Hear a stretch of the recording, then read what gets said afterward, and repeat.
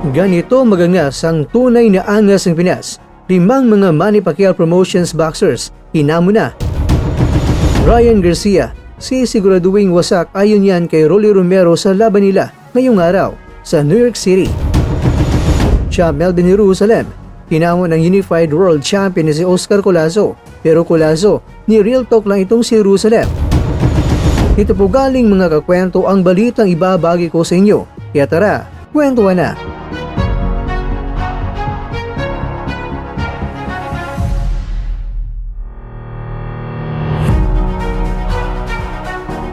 Mula sa balitang bibida na ang angas ng Pinas sa pambansang teleserye ng Pilipinas, si Casimero siguro ang magiging alalay ni Tanggol.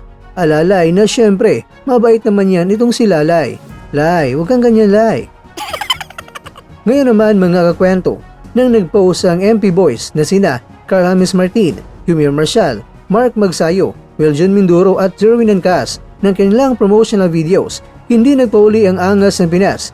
Dalang kwadrawala si My Boy na Facebook page ay biglang rumatsada rin at nagsabing 5 versus 1, let's go, at may hashtag ito na boxing. Bagamat may hashtag na boxing ito, pero tila ba kakaiba ang hamon ng kwadrowalas dito dahil parang suntukan ng mga kembot at giling. Ipinakita ni Casimero ang Mr. Swabing mga galawan at may facial expression na parang contestant ng search na Miss Universe pangkalawakan. Habang seryoso ang mga MB Boys sa kanilang ginagawang video, ay rampat sayaw naman ang pantapat ni Cuadroalas sa kanilang lahat.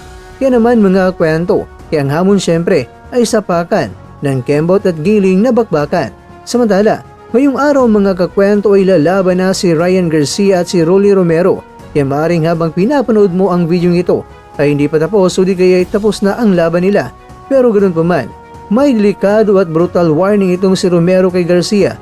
Lalong-lalo na raw na itong si Garcia ay parang biglang lumiit ang katawan. Hindi tulad raw ang laki ni Garcia sa panahong nakaharap niya itong si Davey Nini. Kaya ayon kay Romero ay kakastiguin niya raw talaga itong si Garcia at gagawing punching bag. Kaya tumabot pa ng round 12 ang kanilang laban ay talagang wasak pa rin itong si Garcia.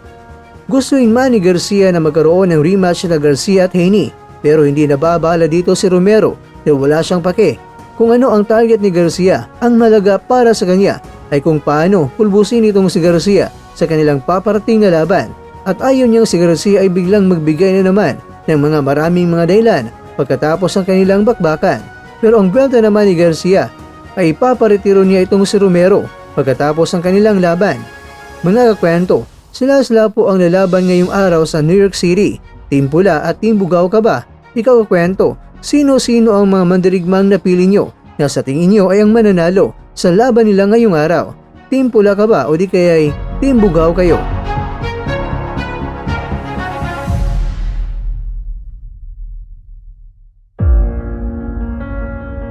Mga kakwento, itong si Champ Jerusalem ay biglang nagparamdam kay Collazo. Gustong makapagiganti si Jerusalem sa unang laban nila na itong si Jerusalem ay bigla na lang sa laban sumuko. Sinabihan ni Jerusalem si Collazo, "Kamusta Champ Collazo? Gusto mo ng rematch? Kailan at saan?" Pero ang sagot naman ni Collazo ay maging easy work lang niya itong si Jerusalem. Ikaw kwento, kung may kasaang laban, makakabawi na kaya itong si Kabayan?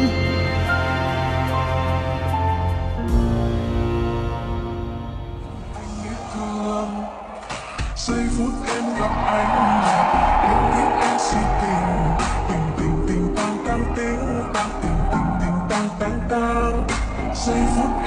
anh là em biết em si tình tình tình tình quan tâm tình tình tan tan tan tình.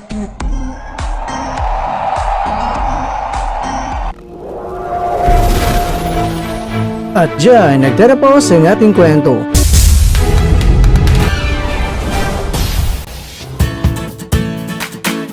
Maraming salamat mga kakwento sa inyong panonood. Pero baka naman mga kakwento ay nagustuhan niyo po ang kwento natin ngayon.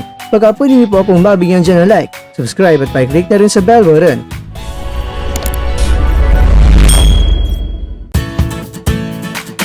Pero bago tayo tatapos mga kwento, syempre, shoutout po muna tayo dyan sa ating mga kakwento.